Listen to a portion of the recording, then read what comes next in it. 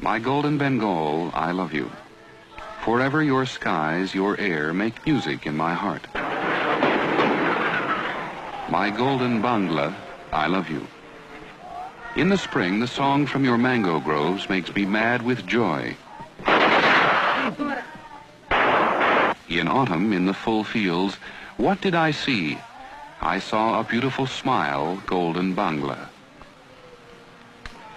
What radiant beauty, what sublime shade, what affection, what emotional attachment your mantle has spread from the roots of the banyan tree to the river banks. Oh, Mother, the flow of words from your lips strikes my ear like a stream of nectar. When there is a hurt expression on your face, I am immersed in tears. Oh, my Bangla, I love you. In this perfect home, I have spent my childhood. By mingling with the dust and the mud of your land, I consider my life fulfilled. At the end of the day, in evening time, when you light the lamp at home, then I leave everything and run to your lap. Oh, my golden Bangla, I love you. Those words, now the national anthem of Bangladesh, were written by a Bengali poet who died 30 years ago. The country of which he wrote has seen more hate than love in the last year. Today, another man is charged with the job of returning East Bengal to the state in which the poet really imagined it. His name is Sheikh Mujib Rahman, Prime Minister of Bangladesh. Still, we are human beings. We don't like to take revenge against anybody. We want to say, we want to live like human beings, as a free, independent country. And Bangladesh is the reality.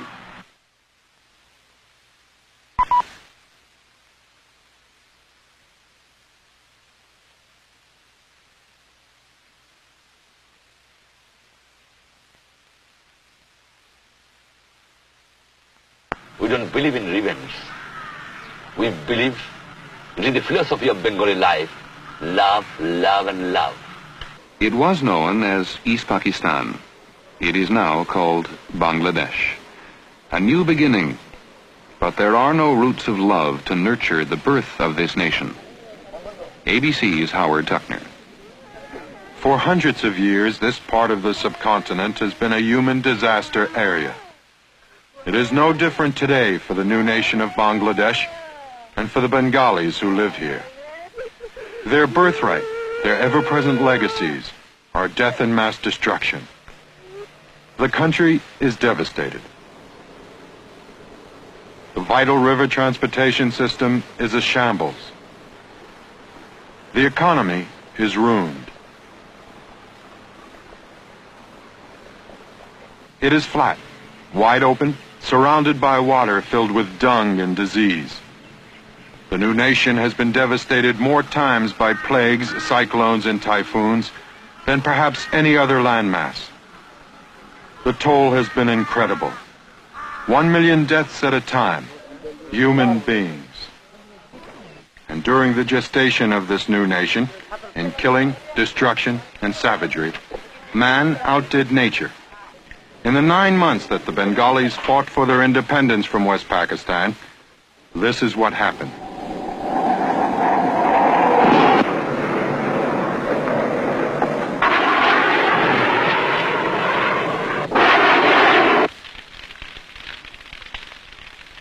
Pakistani forces and Bengalis supporting the Pakistanis massacred Bengali civilians.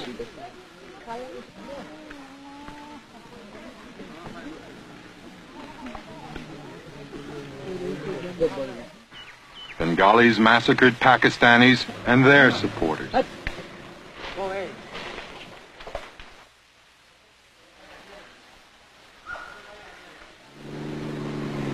The Indian Army and Air Force came in on the side of the Bengalis. There was more death and destruction. In thousands of Milais, rampages that made Milai look like a tea party, millions of people died here, and a large portion of the world seemed to shut its eyes and its mind to what was happening.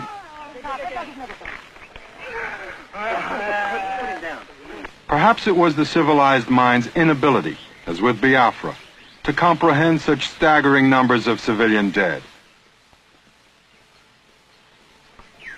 Or perhaps it was more simple, that because the massacred were Bengalis and Pakistanis, because they lived in the strange, faraway lands of the Asian subcontinent, perhaps because they were not Caucasian, somehow they were subhumans, and that all this really didn't matter much.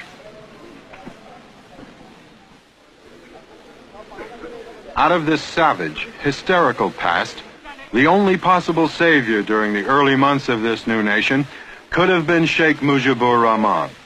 To the emotional Bengalis, he's a man of the people, but no mere mortal. To them, he's a godlike man of the people. They need him desperately. He's their only real hope right now. My people loves me. People have respect me. The people have confidence in me and my party. And I know that so long I am here, my people will continue that support. When Sheikh Mujib returned here after 10 months of imprisonment in West Pakistan, the fragile future of Bangladesh was thrust in his hands. Also, the new nation's only Cadillac automobile. He named himself Prime Minister, Minister of Defense, Minister of Home Affairs, Minister of Information. He does not seem uncomfortable with all that power and adulation. My power depends on the love and affection of my people. And I've got the love and affection of my people. I don't know whether any leader in any country has got so much love and affection that my people love me. Sheikh Mujib has been stretching the love image a long way during these early days. He's been getting some good things done this way. But the question is, how far can Bangladesh go on little more than love? The real danger is that Sheikh Mujib, caught up in all the glory and adulation, truly believes himself that the power of his charisma is enough to solve the immense problems confronting Bangladesh. Though many of the Bengali freedom fighters, the Mukti and Mujib Bahini, have turned in their arms, as directed by Sheikh Mujib, many others like these still hold on to their automatic rifles. One day they may decide that the country is not being run to their liking. They may want to use these weapons again. One of these boys was telling me, we do not have faith in the Bangladesh force, we do not have faith in the police, we do not have faith in the government. It's only we who are the real inheritors of this independence, and it's only we who are the real fighters. The Bengali bloodlust still runs deep and hot against non-Bengalis, like these Biharis, who are suspected of sympathizing with the Pakistanis. 1 million of the minority Biharis still find themselves in Bangladesh. At this moment in time, there's no way out for them, no exit. There may be more massacres. And even now, left and right-wing extremists are waiting and planning. Peace may not be that permanent here. Massacres, of course, can take place, whether it's racial, whether it's political, between the right and the left, between one group of political elements and another group of political elements, between different classes, and also between Bengalis and non-Bengalis, or Biharis as you may call them. And since the problems are immense, and solution does not come very handy,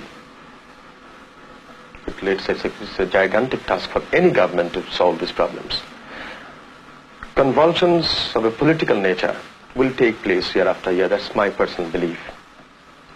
Year after year. Year after year. Perhaps Sheikh Mujib's inspiration, his magic, will prevent this. Almost every Bengali and government official says the Sheikh has no weakness. They say he's perfect. Almost everybody in Bangladesh says this, and genuinely seems to believe it. Almost everybody, but not Sheikh Mujib's closest confidant, the Minister of Law for Bangladesh, Kamal Hussein. We put this question to him. Now, all men have their weaknesses. What do you think might be Sheikh Mujib's? He cannot be perfect.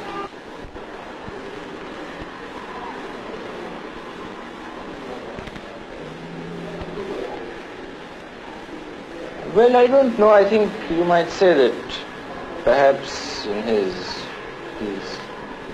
optimism is a weakness, you might say that, he is an optimist. He always expects things to work out. He has an enormous faith in the capacity of, the people to do things. And sometimes, this kind of optimism may mean that you may have put more faith than a situation demands, and this may lead to certain disappointments.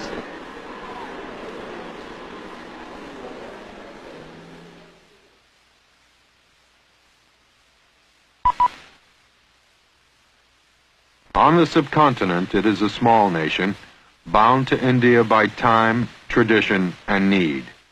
ABC's Peter Jennings. No one remembers when nature first began to punish Bangladesh, but the recollection of yet another cyclone in November 1970 is still fresh for those who see it now as having been a prelude, a precursor of what was to follow 4 months later. The following March, however, it was man, not nature, set loose to ravage the land and the people of Bengal. Television was never allowed to record the barbarism itself, only the byproducts. Between 5 and 10 million people fleeing from something we could only see in their faces. The border states of India were soon pockmarked with slums they called refugee camps. This, though it was hard to believe, was better than what they had left behind. For some, it was still not enough. Many escaped death by violence to find only death by disease.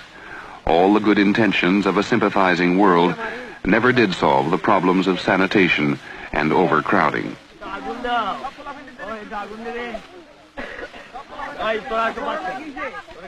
A few months later, we could see for ourselves what these people had escaped. We began to understand what they had told us with their eyes. Those of them who became guerrillas had fought for many months.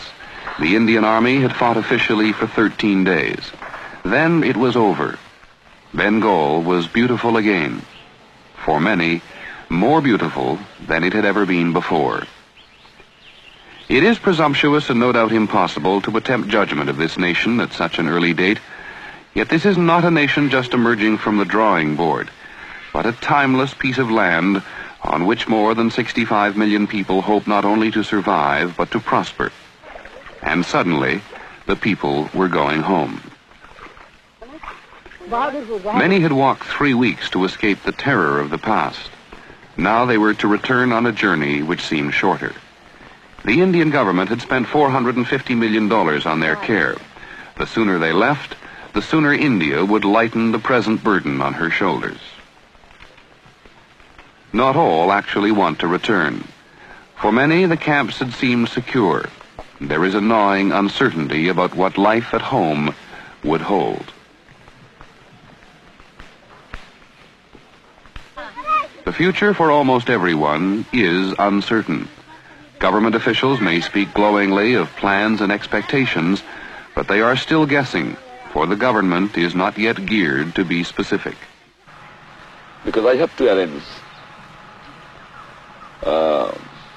food for my people first, and there I have to give them houses because everything has been burnt. I have to restore communication system. I have to arrange the employment of my people. That is a serious problem I am facing. One anticipated problem has not developed. There is not the mass starvation that had been predicted. Barring new natural disasters and given a reasonable amount of immediate aid, widespread famine will not occur. People returned from India with 2 weeks' food, and on the land itself, small farms began to function again. Life is simple here and more easily resumed. In some parts of the country, the war prevented spring planting, but Bengalis for generations have tailored their consumption when shortages occurred, and this year they will do the same. If production increases and the population can be controlled, the people of Bangladesh can eventually feed themselves. It is not enough, however, just to feed yourself, nor is it enough to dwell on the past, for the future in Bangladesh is rushing in unchecked, and the list of priorities seems endless. The most immediate concern, the most urgent, is transportation. Every train that brings refugees cannot also bring supplies. There are few trains running, for there are few railroads which are wholly intact. The Pakistan Army, the Indian Army, and the Mukti Bahini guerrillas, they all had a hand in destruction, each with his own reason. The Pakistanis, to slow the Indian advance, blew the railroad bridges as they fled. The Indian Army tore up tracks to move their tanks faster inland. The Mukti Bahini destroyed bridges to prevent the Pakistanis reaching areas they, the guerrillas, had finally controlled. More than 400 bridges have been destroyed. Their repair means material and money, which for the moment does not exist. Bangladesh from the air often appears more water than land. The rivers are like roads, and it is on them now that the country must rely more heavily than ever. But even here, there are problems. Unused for months, many have silted up. Large cargo boats move only in limited areas. The small, now famous country boat can only carry so much. In the country's two major ports, the situation is similar. Ships sunk during the war blocked the main channels. The mines have been cleared, but until now no international shipping has ventured in. No shipping, no aid. No export of goods which Bangladesh must sell to earn foreign exchange. In Chittagong, the country's largest port, damage is extensive. The Indian Air Force struck hard at the port facility, and new construction here must be added to a long, distressing list of needed repairs everywhere. Chittagong is a stark example of Bangladesh's long-term problem, for even if the port were ready to run, it is doubtful if it could function fully. The skilled jobs here, as with transportation, as with industry, were handled by non-Bengalis. They were from West Pakistan, or they were the now hated Biharis. Having chosen the side of the Pakistan Army, they are no longer welcome. They are the new pariahs in the new society. Sheikh Mujib maintains with angry naivete that if his people can fight a war, they can run a country. The reality of running a crane or piloting a ship has not yet seeped through the national euphoria. From this port at Chalna must soon begin to flow the country's principal export of jute. Here again, the channels are blocked, the rivers silted up. Bangladesh is rich in jute, the golden crop for rope and burlap. It is on jute that the economy will largely rely. Europeans have agreed to buy everything the country can produce, but at the moment the mills are hardly running. Some are closed altogether, others working at half speed and thereby half production. Here again, non-Bengalis had provided the talent. They no longer work. Here again, even if you produce, you must ship. And remember the transportation crisis. It is still a matter of guesswork how much jute can be produced or how much the world will need. It is not guessing to know that without its earning power, the need for aid will increase. Even so, Sheikh Mujib talks somewhat naively about his country's potential. I have very good exportable commodities, like the jute, like tea, like hidden skins, fish. I have forest goods. I can export many things. I can earn huge amount of foreign exchange. But these people have destroyed. I have to reorganize it and start working for that. The Russians have promised massive aid, and so have the Indians, but Indian economists shudder at the figures. $2 billion annually for 5 years, they guess, must come from a country with shortages of its own. Yet more than any other country, it is India which must ensure the viability of the new and partly Indian-created neighbor. 2 billion, 5 billion, 10. With Bangladesh barely a month old, the figures for the future are as unreliable as those for the past. No one really knows how many refugees, how many dead, how many raped. Nor do they know what they need for the future. Only that they need. What is evident is that the country is bankrupt in everything but spirit. And the spirit, for the moment at least, seems to make everything possible. I'll be able to do it because my people who can give their life for their liberation, they will cooperate. And people cooperation is the most important thing. And you have seen that everybody in this country is cooperating with me. Soon enough, the freedom will require a backbreaking commitment. Bangladesh has a population denser even than India. Of 35 million acres suitable for cultivation, only 6 can be farmed this year. When 500,000 people were killed in a cyclone, their number was born again in 87 days. The economic stability for these people is the only thing that can guarantee their political stability. Without it, they risk anarchy, a new convulsion to shatter the subcontinent, and send these people, like tumbleweed, drifting into oblivion again. The United States was not the only superpower that found itself backing the losing side, morally and militarily, in the war that led to the creation of Bangladesh. Peking also had given its support to Pakistan, and like Washington, may have found itself frozen to its course when the Soviet Union signed a treaty of friendship with India last summer. During the past decade, United States policymakers have had little success in Asia. Now, here in the subcontinent, Washington's prestige and influence have declined sharply for having sided with its longtime ally, Pakistan, sparking anti-U.S. and pro-Soviet demonstrations. The U.S.-Pakistani relationship during the Indo-Pakistan War may have been reinforced by the part Pakistan played in helping Henry Kissinger arrange President Nixon's trip to China. So where Russia is concerned, they stood by us. They gave veto. They helped us. My friendship will continue. That doesn't mean that I cannot be friendly with other countries also, because I believe in non-aligned, neutral, independent foreign policy. And I am not going to sell my freedom to anybody, whoever it might be. They are courageous words, and Sheikh Mujib may try hard to fulfill that pledge. But because of the dismal state of the Bangladesh economy, they may turn out to be empty words. Foreign aid often means foreign ties. The Soviet Union already has recognized Bangladesh, has started sending in small amounts of food and material. Every day the Bengalis seem to owe more and more to the Soviets. United States leaders are not expected to recognize Bangladesh or to send aid for quite some time. They should have come forward, at least for the sake of humanity, to save my unfortunate people. Unarmed civilians were killed by the barbarous army of Pakistan. We expected, as a democratic nation, that the United States administration should have been protested, at least to say that don't do this, at least for the sake of humanity.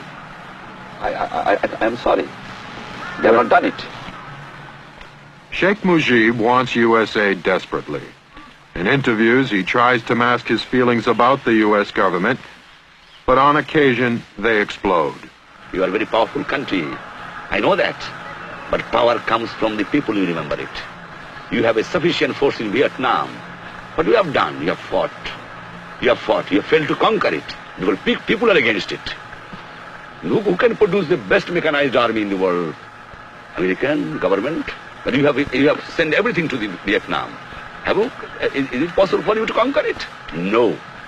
In 3 weeks, 2,000 miles from this land of golden Bangla, President Nixon will arrive in Peking for meetings with Zhou Enlai.